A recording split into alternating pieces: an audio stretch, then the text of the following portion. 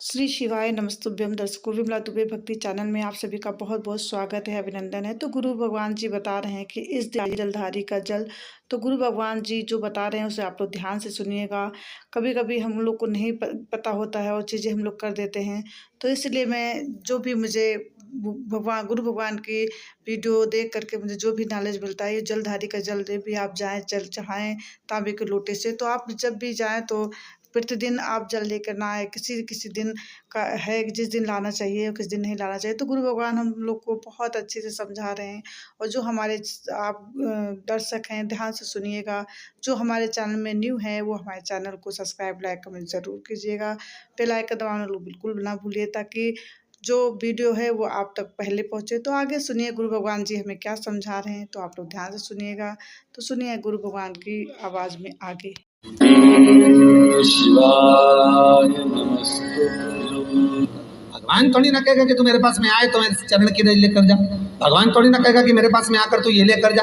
भगवान तो कहेगा मेरे पास में आया है, मांगना कुछ मत, बस मुझे जो स्नान कराया है मेरा चरणोदक लेकर जा, छीट दे पूरे घर में, संपदा भरना मेरा काम है। जहां मेरी चरण की रज पहुंच गई वहां संपदा स्वतः पहुंच गई, मैं वहां पहुंच जाता हूं। तो चरणों तक ले जा, पर लोग ले जाते हैं, पूजन करते, कलश भी उड़ेलते, जल भी चढ़ाते, पर आते समय खाली लेकर आ जाते। भगवान को इतना बुरा लगता, मेरे दरवाजे से खाली जाए मुझे कितना बुरा लगेगा। जो आए वो भर कर जाए, भले 2 बूंद लेकर आओ, पर उसमें चरणों तक थोड़ा सा लेकर अवश्य।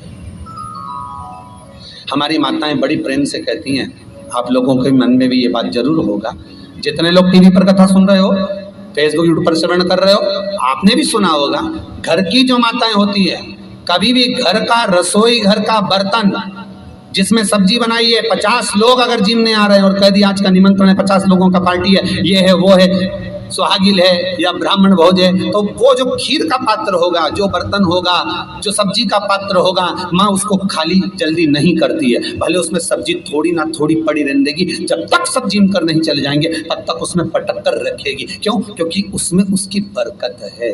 उसी तरह जल चढ़ाने के बाद हम जब लेकर आते हैं पात्र के अंदर, ये उसमें उसकी बरकत है।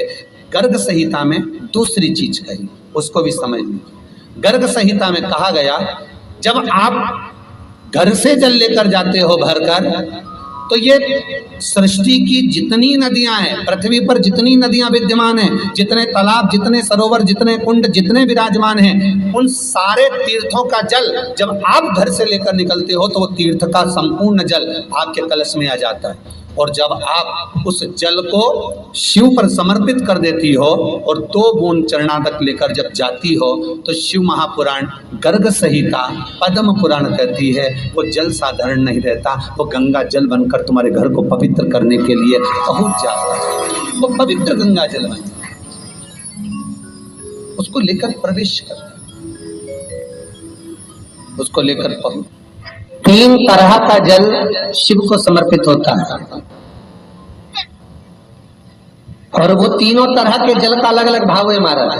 पहला जल सादा, घर से पानी लेकर गए, जल लेकर गए, शंकर को चढ़ाया, वो हमने घर का अपना एड्रेस बता दिया, भगवान शिव को जल चढ़ाकर अपने आनंद के लिए शंकर से कुछ प्राप्त कर लिया। दूसरा जल, जल के कलश में थोड़ा सा इत्र डालकर शंकर को जब समर्पित करते हैं, तो महाराज घर में अगर कोई व्यक्ति बहुत रोगीला है, बहुत रोगीला, एक शिव महापुराण में, स्कंद पुराण में, नर्मदा पुराण में, भविष्य पुराण में, अग्नि पुराण में, नारद पुराण में, बरहा पुराण में, वामन पुराण में जितनी चीजें लिखी गई है, एक एक प्रैक्टिकल कर देखो।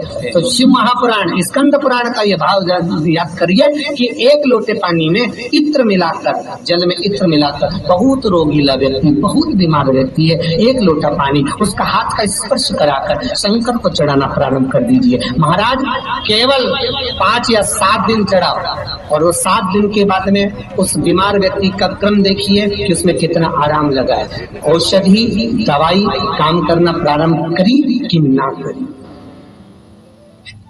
केवल इत्र समर्पित, इत्र का जल।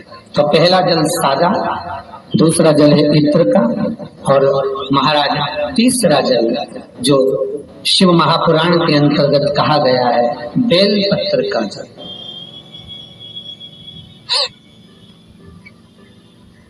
तीसरा जो जल है वो बेलपत्र का जल है। बेलपत्र का जल कैसा? तो महाराज शिव महापुराण की कथा कहती है कि जल के पात्र में एक बेलपत्र अंदर डालकर उस जल के पात्र को ले जाकर शिव को समर्पित करना, अर्थात अपनी मन की कामना भगवान शंकर से कह देना। केवल बेलपत्र के माध्यम, बोलना नहीं है हमको, कुछ हमें कुछ कहना नहीं है। 3 तरह का जल का जो व्याख्यान वर्णन किया गया। एक सादा जल जो भगवान को कहा, आपने अपना एड्रेस बता दिया, आपने अपने मन का भाव बता दिया। इत्र का जो जल चढ़ाया गया वो केवल रोग मुक्ति के लिए चढ़ाया गया। और तीसरा बेलपत्र, अगर उस जल में एक बेलपत्र भी पड़ी हुई है और वो बेलपत्र पड़ा हुआ जल आप जिस भाव से चढ़ा रहे हो, जिस कामना से चढ़ा रहे हो, शंकर वो कामना आपकी पूर्ण कर दे। उनके लिए ये कथा कर रहे। पितरों की 3 बेटियां, तीनों से गलती हो गई। आप शिव मंदिर में जाएं, कोई गलती ना हो, जल चढ़ाएं, मना नहीं, छींटा ना लगे, धीरे धीरे चढ़ाएं। और एक बात अच्छे से ध्यान में रखिएगा, शिव मंदिर से जब भी वापिस आए जल चढ़ाकर अपना फर्ज पूरा अदा कर।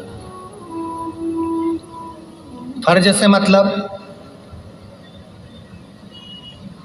जब शिव मंदिर से वापिस आए, जो पत्ती, बेलपत्री, फूल शिवजी पे चढ़े थे वो नीचे शिव। तो दर्शकों, आपने सुना होगा गुरु भगवान जी ने क्या बताया। यदि आपने पूरी वीडियो देखी हो तो आप लोग अच्छे से समझ गए होंगे कि गुरु भगवान हमें क्या बताए हैं। तो यदि आप सभी को वीडियो अच्छी लगी होगी तो आप लोग मुझे इसी तरह सपोर्ट करते रहिए। और आप लोग हमें सपोर्ट कर भी रहे हैं, तो जो लोग हमें सपोर्ट कर रहे हैं, जितने भी दर्शक, उनको बहुत बहुत धन्यवाद। और जो नहीं भी कर रहे हैं उन्हें भी बहुत बहुत धन्यवाद। तो बस एक ज़रूर आप लोगों से रिक्वेस्ट है, प्लीज़ आप लोग कमेंट ज़रूर करें और लाइक डन ज़रूर दबाएं। यदि आप कमेंट करेंगे तो मेरा हौसला और बढ़ेगा। तो दर्शकों, इसी के साथ हम आप लोगों से विदा लेते हैं। नेक्स्ट वीडियो हम सभी से फिर से मिलते हैं। तब तक के लिए नमस्कार, प्रणाम।